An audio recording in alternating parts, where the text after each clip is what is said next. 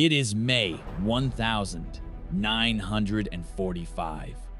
The setting is a dusty, provisional processing camp near Regensburg, Germany.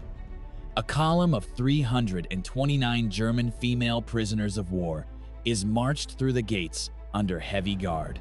These are mostly young Helferinnen auxiliaries from anti-aircraft and signals units. They have been on the road for weeks, marching through the collapse of the Reich, with supply lines severed and rations cut to almost nothing. They have been reduced to walking skeletons clad in rags. Their eyes are sunken, their skin cast in a sickly gray pallor. Many are barely able to put one foot in front of the other. Terrified and exhausted, they brace themselves, expecting the worst from their American captors. The first American soldier to encounter them is Sergeant Mike Kowalski, a 25-year-old Polish American from Chicago, serving with the 104th Infantry Division. He is a combat veteran who has just arrived from liberating a subcamp of Dachau. He knows intimately what starvation looks like. The horror is fresh in his mind. As he watches the women approach, he freezes. He sees 19-year-old Greta Muller from Berlin stagger and collapse in the line. Without hesitation, Mike sprints forward. He catches Greta just before she hits the hard ground. She flinches violently, her eyes wide with sheer terror. Mike looks down at her, seeing her ribs protruding through her torn uniform, her hollow cheeks, and her trembling hands. Speaking quietly in broken German he learned from his grandmother, he says, "Du bist mine. You are mine. You are mine now. I won't let you starve." Greta begins to weep, not out of fear, but from the overwhelming shock that an American soldier is claiming her solely to feed her. Mike scoops her up and carries her directly to the field kitchen. He shouts at the mess sergeant, "Full rations for all of them, now!" The cooks immediately spring into action. Within minutes, the women are seated on wooden benches. Placed in front of each prisoner is a full army mess tin. It is a feast they haven't seen in years. Roast beef, mashed potatoes thick with gravy, green beans, fresh bread with real butter, apple pie, and cold milk.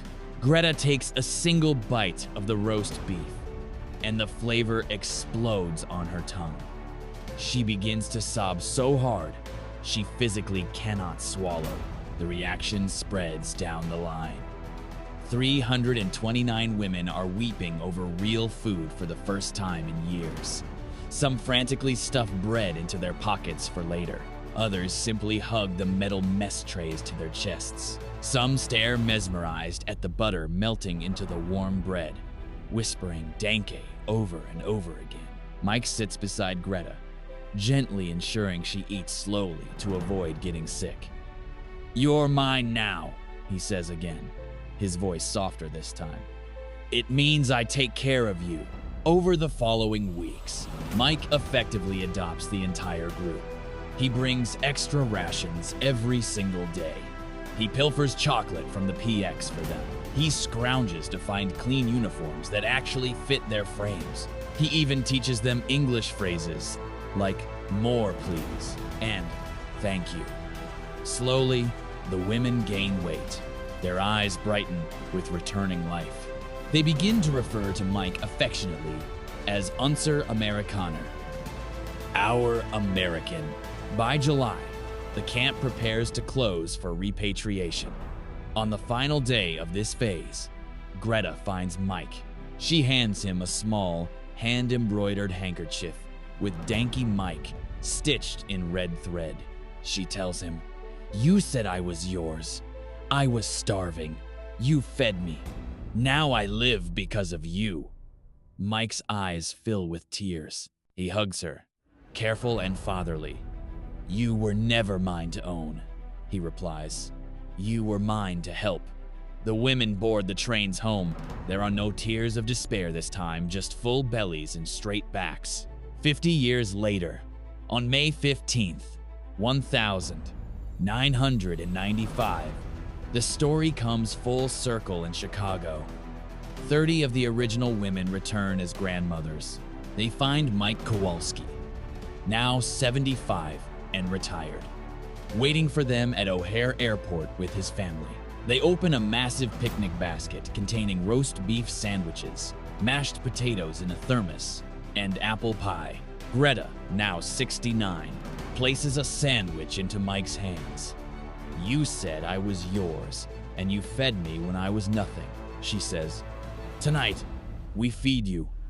They eat together under the Chicago sky. The same taste, the same tears. The war ends 50 years late, resolved over one plate of roast beef that finally got shared. Because some words, like "you're mine now," can mean chains, or they can mean "I won't let the world hurt you anymore." And on that May Day in 1945, 329 German women discovered that second meaning, one bite at a time. But the story at the camp continued through the summer. By August, 3 months later, the camp was running like clockwork. The women had regained their health, and their uniforms fit once again. They worked the laundry, tended the gardens, and even helped in the mess hall. Mike Kowalski visited every day, bringing extra slices of roast beef wrapped in wax paper. Greta learned to say thank you in English without crying. One evening in August, Mike found Greta sitting alone on a bench, staring at the sunset. He sat beside her. "You okay?" he asked. She nodded. "I dream of roast beef now, not bombs." Mike laughed warmly. "Good dream." She turned to him with a serious expression. "You said I was yours." He nodded. "Serious meant I'd take care of you like family." Greta took his hand. "In Germany, family feeds you. You fed me when I was nothing." Mike squeezed her hand back. "You were never nothing." September came, and the final repatriation orders arrived. On the very last day, the women lined up to board the train. Greta was the last in line. She carried a small package, which she handed to Mike. Inside was a perfect slice of roast beef she had saved from supper, wrapped in the original wax paper from May, still fresh enough to hold its form. "You gave me roast beef first when I was starving," she told him. "Now I give you the last piece, so you remember you saved more than my body." Mike's eyes filled. He took the slice and pressed it to his heart. "I'll keep it forever." Greta hugged him long and hard, like a sister hugging a brother. The train whistle blew, and she boarded. Mike stood on the platform until the train was nothing but a dot on the horizon. He never opened the wax paper. He kept it in his wallet for 60 years. When he died in 2005, his children found it still there, still wrapped. They buried him with it, because some meals are not for eating. They are for remembering the day someone said, "You're mine now," and meant, "I will not let you die alone." And on that September day in 1945, one slice of roast beef became the warmest promise a soldier ever kept.